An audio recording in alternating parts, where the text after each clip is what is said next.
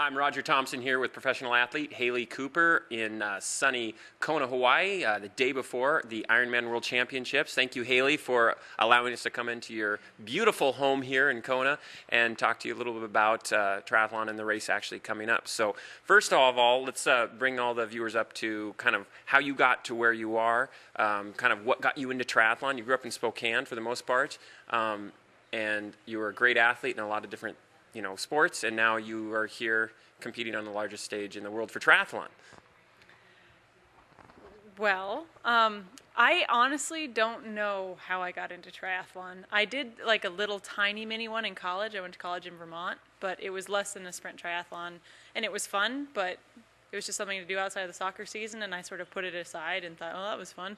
And then I moved to New Zealand, and triathlon is really big there, and I decided to enter an all-women's race, and I got a puncture on the bike, and I knew how to change flats because I'd been riding a bike for a while at that point, but I didn't bring any spares with me on the bike ride. So the sweeper van came by about an hour later, and they said, well, we're giving this bike away at the end of the race, just ride it, you can finish the race.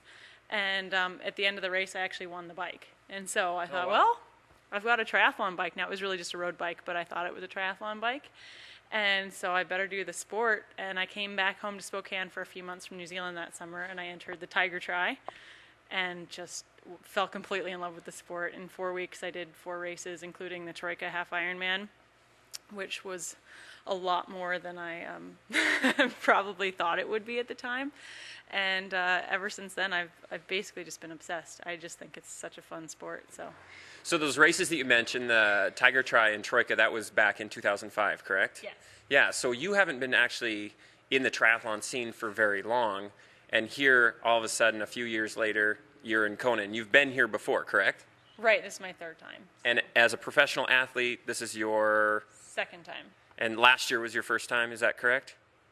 As a pro. As a pro. And then the year before, I was an age grouper here, so an amateur. So what keeps you coming back to this race? Obviously, it's huge, it's tough, it's very different than the Spokane climate. Yeah, well, the first year it was just because of the experience. Everyone talks about Kona, and I thought I have to go there, and I did it.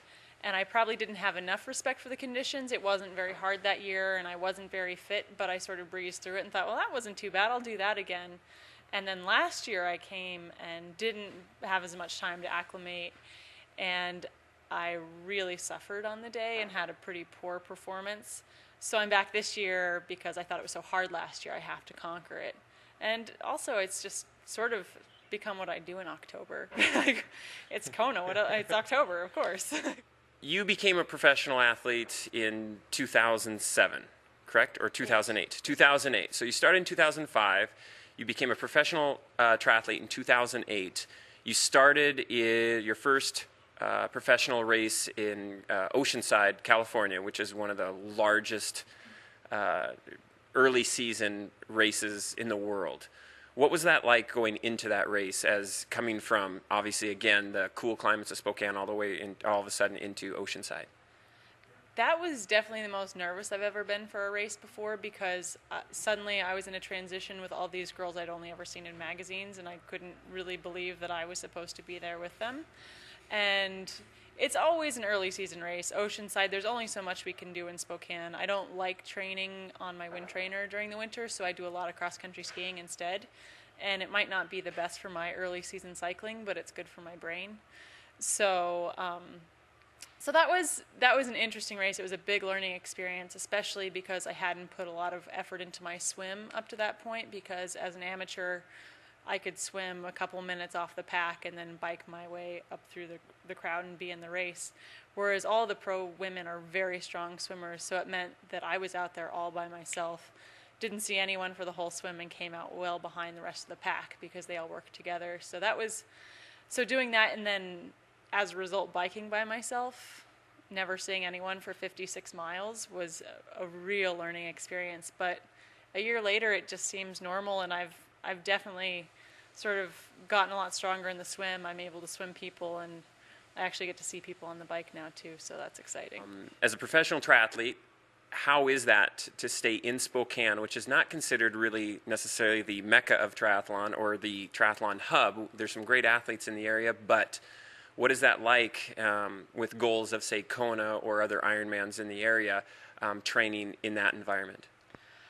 I think Spokane is undiscovered. I don't think it will ever become a mecca because of its winters, but in terms of riding, we have it all. I mean, we can put together 100-mile, we could ride 500 miles if we wanted and never see many cars or stoplights. And I've been to Boulder, and I've been to San Diego and Victoria and all those places that are supposed to be so phenomenal, and I still think we have the best riding there is. So I absolutely love biking around Spokane. I love the Palouse. I love the Coeur d'Alene area for cycling.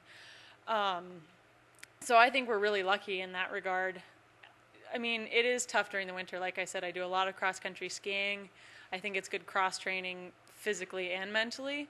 But I usually try to go somewhere warm early season. That's part of why I go to Oceanside, is just to sort of kick off the season. It means I'm not in shape for Oceanside, but I like to be somewhere around March where I can start enjoying riding outside.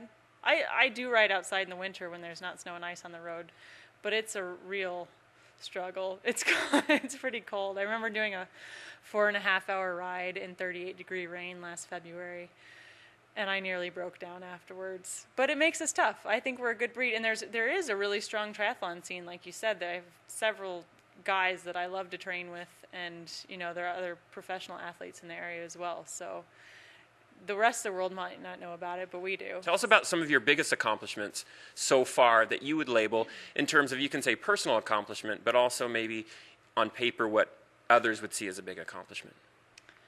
I was at a press conference the other day, and I realized that I've had top five Ironman finishes in the last 2.5 years. So that kind of struck me as something not too many people can attest to. It's funny because I just feel like I got lucky, but that's probably it. I haven't had any overwhelming success in half Ironmans. I've always been sort of solid in the middle of the professional pack, but I guess this year at Wildflower, I was 6th overall, but I actually had the fastest bike split. And so in a high caliber field like Wildflower, that's something that I can tell the sponsors and looks good on paper. And I think I do a pretty good job of just balancing my life with triathlon. I love the sport, I love racing, but I don't pore over magazines and videos constantly. I sort of like to have my real life, and then when it's time to train and time to race, it's triathlon life. So